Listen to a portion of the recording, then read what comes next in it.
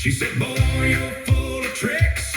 I just winked and tipped my hat like a preacher with a pick. Bend her over, turn it wide. We're talking hay bale on the side. Bend her over, Lordy, please. I mean, that fence post fits and breeze. She laughs your trouble. I agree. Bend her over, just enough to set it free. Oh, hell yeah. 96.1 Styling. It's All That Monday with Brandon and Ariel. And when I heard that, I thought about that dildo fucking strapped to your head. Running around with a fence post on his head. The fucking thing wouldn't come off. That would kill me. I thought I was going to have to sleep like 2 foot farther down in the bed off my pillow just to go to sleep. That's some fucked up shit, man. But you see, if you did that, then I'd be able to watch TV while I got off, too. It's killing two birds with one stone. Exactly. Yeah. Well, You could be sleeping and I'd still get what I need done. do you know how some women produce an abundance of fluidity? Yeah, it's called a squirter. Yeah, well, I'd never experienced this in my life until I met this thing. And the first time that coitus happened, she apologizes when it's finished because I have no idea what just happened. But You thought she pissed on you? well, like I knew what had happened, but I didn't know the gist of it. The ceiling fan in my bedroom no longer works because she shorted it out. The TV, she had to, because I didn't have anything as a single dude cleaning supplies wise, she had to go get the window cleaner wipes and clean the TV in my bedroom. And then she's like, we're going to always have to have 2 sets of sheets, right? And a towel in the bed. Well, here's the thing is, I like girls that do that. And here's the big thing. Any single woman, when they go over to a guy's house and they got more than one pillow or more than one towel on the bed, it's going to happen. My ex-wife said that whole thing was a myth. And I'm like, no, it's not. Any girl can do it. Any girl can do it. And I showed her one night. And she was like, it was like a whole week, don't touch me. And she freaked the fuck out. Never had an orgasm like that. But then something snapped in her fucking brain. And she's like, do that to me again. Do that to me again. And it's just a natural fucking thing. Well, now, if she doesn't do it, I'm like, hey, what the hell's the matter with you? Now, you wanted some dick.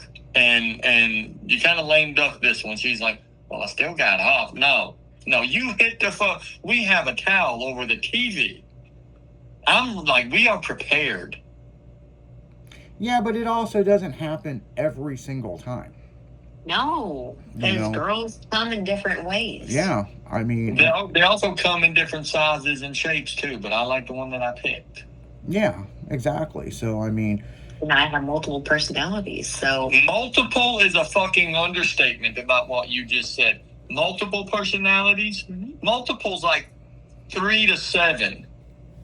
Every woman's got different personalities, You have like 813,412.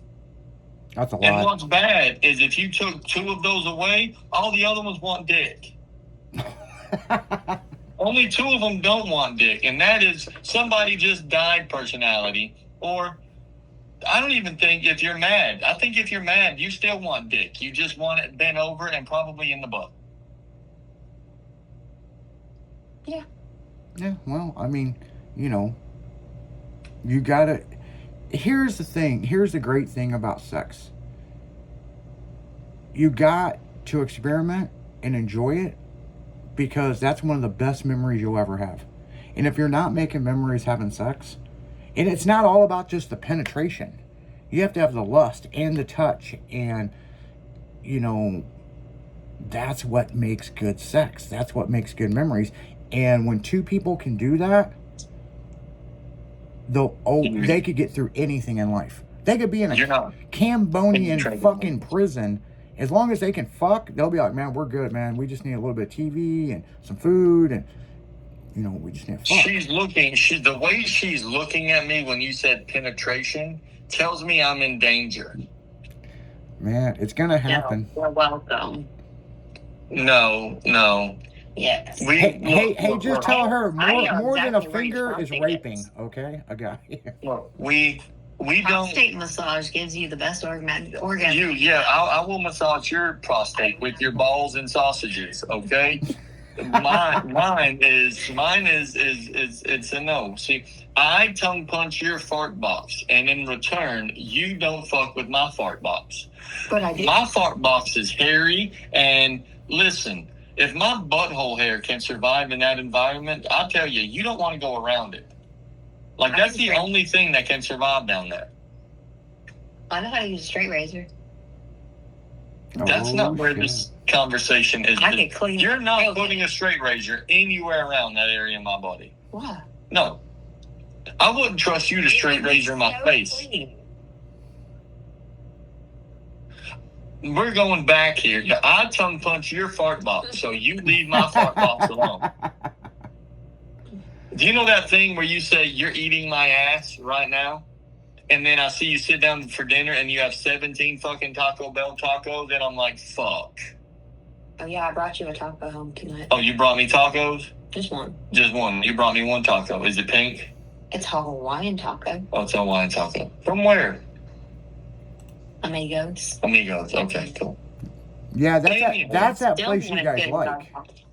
No, it's a place I used to like to go, and they have, I think, changed ownership, and they're not as good. But there is a taco stand that we do like to go, and I'll let Brandon tell you the story of how he almost flipped my SUV to get to said taco stand. Look, the first time we ever found this taco place, I had just performed in Chattanooga, Tennessee, and we're on our way home down this little back alley road that you probably don't even want to be on anyways. And I don't know. Bethany's were out. All the Methanies, all of them. And All out of the the good corner old of my Mexican eye, Americans. all of them, I see half of a pig floating in midair like it's a damn Minecraft token. Just sitting there like a Mario coin, spinning with a giant butane flamethrower, just shooting the shit out of it. And I'm like, that's the coolest fucking thing I've ever seen. I did a U-turn in the middle of a 5-lane highway to spin the car around to pull up in there. And we've been going there and eating at least once a week ever since. No shit. Ever since. And last week, they even had a nice giant beetle in my taco. I didn't eat the beetle, but I still ate my taco. I took the cooked beetle out. I was thinking about eating Thought it. about it even. I did. I actually did, because it's got all the sauces and seasonings on it. It just be crunchy. Yeah, but they cook all this stuff outside. Yeah, everything's cooked outside, so it ain't like they got bugs up in a restaurant. It's literally a bug flew by the giant flame roaster and landed on this. But it's like authentic Mexican food, and they have a pineapple roasting on top of this pig. And this dude is a fruit ninja, because he is slicing the pig and catching it with a taco. And then he'll slice the pineapple and catch it in your taco and spin it onto a grill and let it sit there for a minute. And then it's done. Like, this dude is just, and they don't speak no English. They do the tongue and intestines there too. I don't want to eat that part. It's so good. I don't want to eat that part. Yeah, I mean, if you season anything, man, it'd be good. I mean, I think if Texas Roadhouse sold fucking tongue, man, people would fucking buy it. Everything's good at Texas Roadhouse. Well, listen, I can no longer go to the Texas Roadhouse in Tinley Park, Illinois.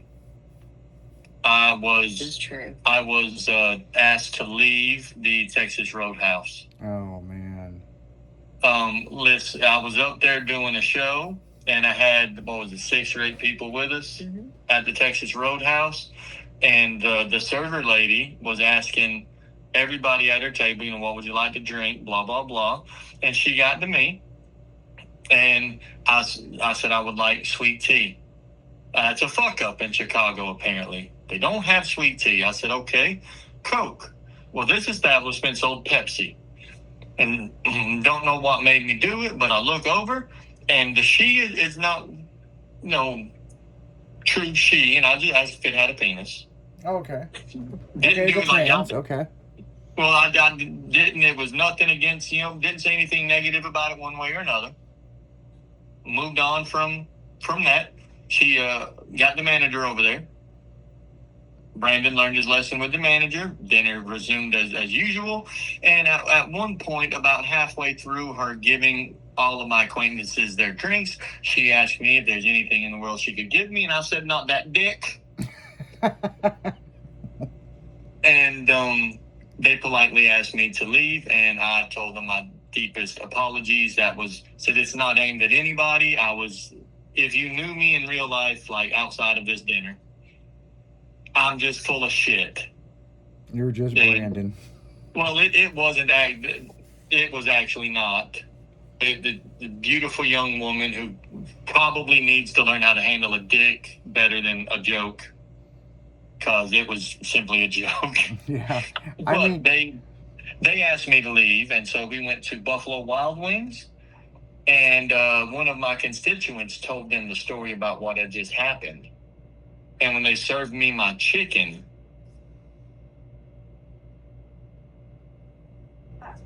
I did that too. Yeah, it was in the shape of a dick. My wife reminded me that. Not the butt. Yeah, my wife reminded me that I also asked the manager before they kicked me out if I could have enough of the Texas Roadhouse butter to completely coat my wife in that night in my hotel room. I did. My wife, she literally just said here, I don't know why you didn't even say that. Like, I forgot that part, but I I did. don't know how you forgot that So part. as you I got actually kicked did. out, did they give you the butter?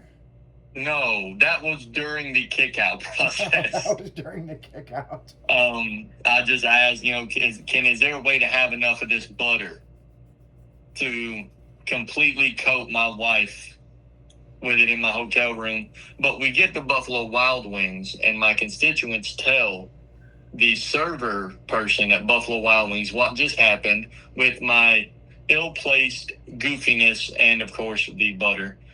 They bring me my buffalo chicken, boneless chicken wings in the shape of a penis Yep. on my motherfucking plate. And I had to eat dick that night. I ate dick because I couldn't fuck up 2 places in a row. And everybody was having a good time watching Brandon eat his dick. And I got a free drink out of it. It was great. You did, didn't you? Nice. But I that think was... you'd be getting something. So we were talking. Yeah, you get something for free, and I get fucked. But Yeah. the You manager had to did eat let me dick that know. night at Buffalo Wild Wings. The manager of the Texas Roadhouse did politely let me know that I'm not welcome back there, but he actually saw the joke in it because it was simply a joke. And I said, look, since you see it's a joke, can I get enough the cinnamon butter to coat my wife? And, well, you're not allowed to do that either. Yeah. People get too offended nowadays with the simplest stuff. You know what I'm saying? I mean, I always look at it like this, and even on the radio and even doing stand-up, I'm like, hey, if I offend you, I don't fucking care. You knew what you tuned into. Even if they didn't, now they do. I steer clear of certain things just because it's if you tell a bad joke but you meant it in an evil way, it's like, look, don't do that. That was not funny at all.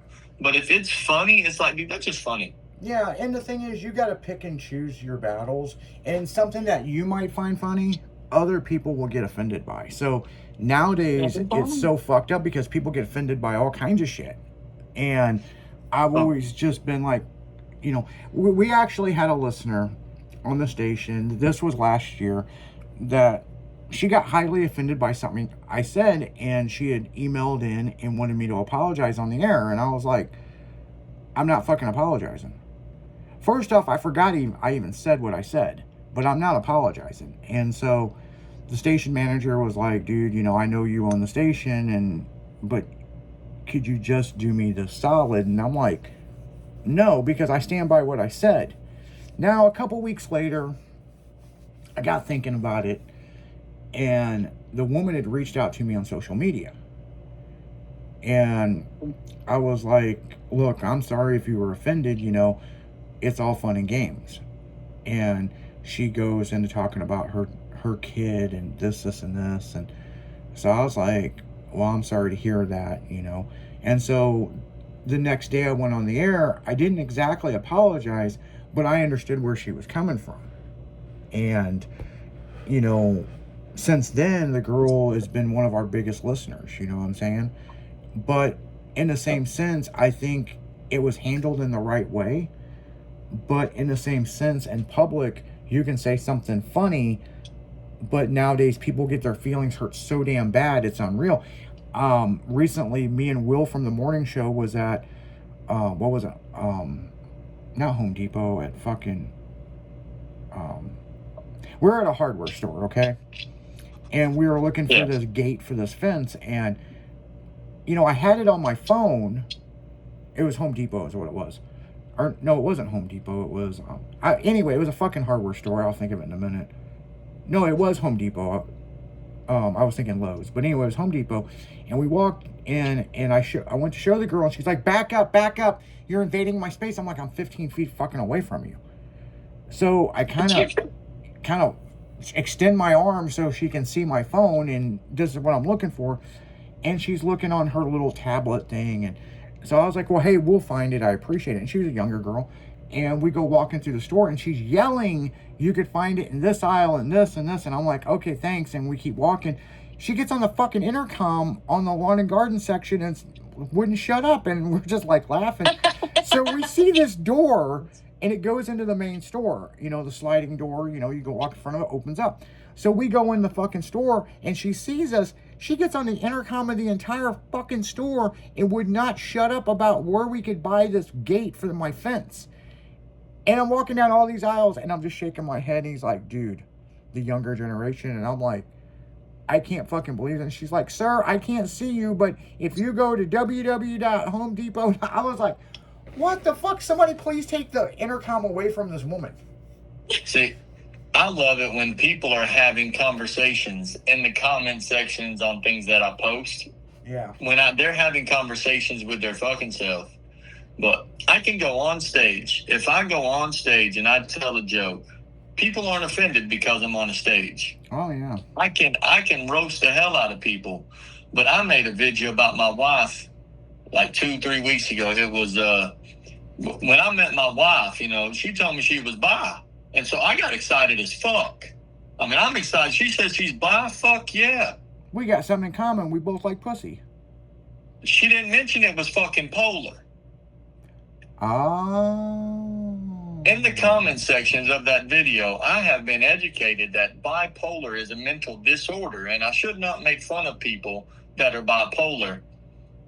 And I'm like, well, I really wasn't. That was a fucking joke. That was a joke about my wife, who will fucking beat my ass and also beat your ass if you talk shit about me. So I wouldn't push that much farther.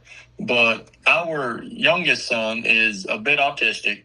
My wife knows more of the details of that. I raise him like a normal kid because that's what he is for me. But he doesn't always see the X's and O's in what you think. He sees the X's and O's in what he can comprehend. Yeah. And I made a video that said, I called myself, it was something about the only thing that's fucking me is this, I'm fucking retarded. It was like, I called myself fucking retarded, and I got lit the fuck up. Oh, yeah. The whole thing with retard, saying the word retard, is like calling someone a faggot. It's like, for me, it's a big retarded, deal. it's like, I would never look at my son and say that. You don't look at somebody that weighs 800 pounds and say, look at here, you fucking fat ass. Like, no, but if my wife looks at me and says, shut up, fat ass, it's a whole different context. Yeah. And she's fucking with me, and it's funny. Now, if I go step on a scale, I'm a bit heftier than I probably ought to be. You know, she's smiling. She made me this way. It is what it is. Hey, the more you make my gut go out, the smaller my dick gets, but just so you know. It's proven fact. 1 inch minus in the gut, 1 inch plus in the pecker. Yeah, but she's like, there's Ozempic, man. We can fix that problem. But I catch hell just for this. And it's like, look, I wasn't talking about a retarded person. I'm talking about myself, which is basically like talking about a retarded person. If you really want to break it down and think about it. Like, I'm a bit retarded, and that's okay. Yeah. People they get in my comment sections on all my videos. It's like, some of these people are having full-on conversations with their damn self, and then I just go laugh at them. Oh, I know. I know. Some people didn't like my comment either when I was like, well, I'm not retarded and I'm the only thing you're fucking, so that don't make sense. They don't like that neither. Yeah. And you know, the thing is, one thing that online, especially social media, there is people that will say shit in the comments or talk shit about you that they would never ever have the balls to do in person. Oh yes, those keyboard warriors are out there. Yep. And I've got haters. I mean, I've got motherfuckers that, I mean, it's like, dude, you know, do you have a normal life? I mean, shit. They know more about what's going on in my life before I know it. And it's like, the shit that I've seen these people post up, I mean, some of it's got to the point where it's had to go to legal, because it's like, dude, you know, a joke is a joke. This is stalking, okay? But here's the interesting thing with it is their whole thing is it's freedom of speech. It's not freedom of speech when you type it out. There's a law against that. Okay? Exactly. And it's like if you don't like it, just fucking move on, you know? We find Brandon fucking hilarious over here. Well, it was last Friday. It was Thursday. The thing happened Friday. Last Thursday, a guy invited me, my wife, and her 3 kids to a rodeo in some bumfuck city in Alabama that I'll never remember the name of. It's weird. It's a weird name. And I told him, I said, let me check my schedule, because I'll probably love doing that. You know, I'll come down there. We'll have fun. Like, we'll have a fun time. How much are tickets? He said, for you, they're free. And I'm like, well, fuck, that's even better. Fuck it. We will gladly come goof off. Well, Friday, I had to text him. I say, I can't make it. I got plans with my daughter this weekend. He said, oh, okay, cool. The later Friday night, he messages me. He says, hey, would it bother you if I came, and he named my daughter, her like actual legal name, like not the online name, named the legal name, to the softball tournament, and he gave me the fucking address that I was going to be at the next day. And I'm like, I don't post that shit. Now, wait a minute. When we back up, wait a minute here. Talk to my wife, and she's they probably went to my profile and stopped, like, trying to find all the stuff. And then he's messaging me, how old is your daughter anyway? Now, looky here, motherfucker. Yeah, no shit. We're going to stop this part of this.